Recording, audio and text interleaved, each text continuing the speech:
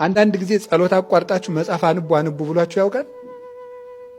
እንደው እናንተንም እንደኔ ያደርጋችሁ እንደው ኮውየ ነው አይላችሁም? አይላችሁም ማለት እናንተ ጸሎታችሁ ጠንካራ ነው። አንቡ እንደው ያሰኛል። በቃ እንደው በጣም ዳዊቱን ስልችት ያደርግና ማቴዎስ አንብባው ነው ምን የሚሉት መንፈስ ቅዱስ ነው ባካችሁ። ዳዊትን አሰልችቶ ማቴዎስን የሚያስወድድ መቼ መንፈስ ቅዱስ አይደለም።